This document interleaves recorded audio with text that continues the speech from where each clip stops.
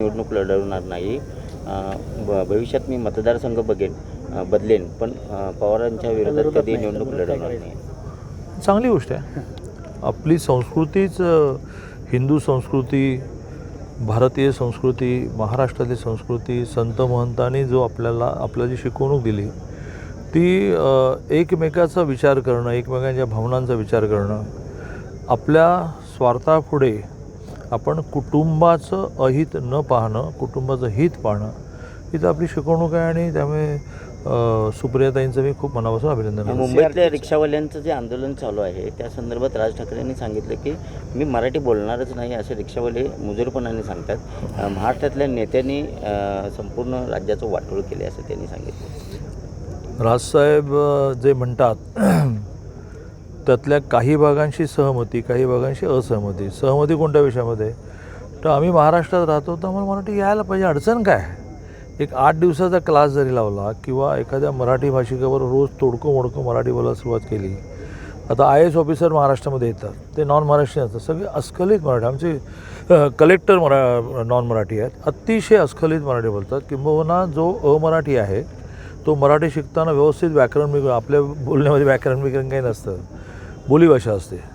म्हणजे कलेक्टर महोदय, आमच्या कमिशनर महोदय ज्या प्रकारचं मराठी बोलत आहेत, तर त्यांना जर त्यांच्या ड्युटीचा भाग म्हणून हे आवश्यक वाटतं की लोकांशी संवाद नाही साधला तर कसं आपण जाणार पुढे? तर रिक्षा, टॅक्सी, दुकानदार, मराठी म्हणजे काय, मराठी भाषा ही काय वाईट आहे का? त्यामुळे तो पार्ट राजसाहेबांचं मला मान्य आहे. पण सक्ती, मारपीट, राज्य शासनाला दोष देणं हे काही करणं बरोबर आहे असं मला वाटत नाही. समजावून सांगितलं पाहिजे, ऐकत नाही तर कायदा केला पाहिजे, कायद्याने शासन केलं पाहिजे. आम्हाला कायदा हातात घेण्याचे अधिकार कोणी दिले? आणि याच्यातून मग एक अराजक माजेल असं मला वाटतं. कारण शेवटी माणूस ज्यावेळेला ॲक्शन करतो त्यावेळेला त्याची रिॲक्शन येते. त्यामुळे हे खूप धाक दाखवून पण कायद्याचा धाक दाखवून प्रेमाने करण्याचं काम आहे. NCERTवरून तो मराठा साम्राज्याचा इतिहास, NCERTच्या मराठा साम्राज्याचा नकाशा त्यांनी इतिहासातून काढला. काही जणांच्या प्रेशरमुळे अत्यंत निषेध व्यक्त करावा असा आहे. आणि आज सांगलीमध्ये एक मोर्चा निघतो आहे सातारच्या राणीसाहेबांच्या नेतृत्वाखाली. मी स्वतः पालकमंत्री म्हणून त्या मोर्चाला निवेदन स्वीकारण्यासाठी सामोरं जाणार आहे. राज्यामध्ये छत्रपती शिवाजी महाराजांचे अवमान काय याबाबतीत बागेश्वर बाबांनंतर आता बरेचसे वक्तव्य होते. ते बागेश्वर बाबांनी काय म्हटलं ते बरोबर चुकीचं याच्यामध्ये मी जाणार नाही.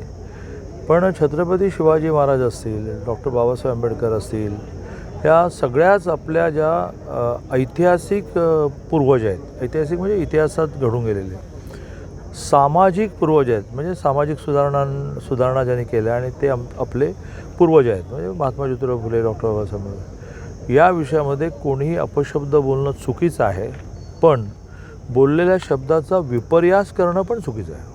छत्रपतींचा अरबी समुद्राला स्मारक व्हावं यासाठी आटपाडीमध्ये धरणे आंदोलन सुरू झाले. असं आटपाडीमध्ये धरणं धरा आणि तर सांगलीत धरणं धरा. सुप्रीम कोर्टासमोर जाऊन धरणं धरायला लागेल, पण सुप्रीम कोर्टासमोर धरणं धरता येत नाही. सुप्रीम कोर्टामध्ये पर्यावरणवाद्यांनी केस केल्यानंतर सगळ्या परमिशन मिळालेल्या आहेत, म्हणजे पर्यावरणाचे पण मिळालेले आहे. पण सुप्रीम कोर्टाने स्टे दिलेला आहे. वारंवार ज्याला मेन्शन करणं म्हणतात तसं सुप्रीम कोर्टामध्ये महाराष्ट्र शासनाने मेन्शन केलं आहे, पण ती केस अजून हिअरिंगला येत नाही आहे. त्यामुळे इथे निदर्शनं करून काहीच होणार नाही ना. सरकारचं काही दोषच नाही आहे. मी PWD मिनिस्टर होतो. 2700 कोटीचं टेंडर निघालं. ते टेंडर अलॉट झालं, प्राथमिक कामही झालं आहे, प्राथमिक पेमेंटही दिलं गेलेलं आहे आणि थांबलं आहे. आता प्रॉब्लेम झाला आहे, त्याची कॉस्ट वाढलेली असेल, एखादं रिटेंडर करायला लागेल, नवीन कोण येईल मला माहीत नाही. त्यावेळेला लार्सन अँड टुब्रोला हे काम मिळालं आणि जगातली एक अतिशय नावाजलेली कंपनी असल्यामुळे ते काम उत्तम झालं असतं. पण लार्सन अँड टुब्रोची भलामण करण्यासाठी मी उभा नाही. टेंडर काढा, नवीन माणूस येऊ द्यात, पण सुप्रीम कोर्टाने म्हटलं पाहिजे ना काम सुरू करा. मिसिंग लिंक महाराष्ट्र शासनाने केली आणि ह्या महाराष्ट्र शासनाचं नेतृत्व माननीय देवेंद्रजी करतात आणि काही दिवसांपूर्वी माननीय एकनाथजी पण करत होते. स्वर्गीय अजितदादा पण या सगळ्या प्रक्रियेत होते.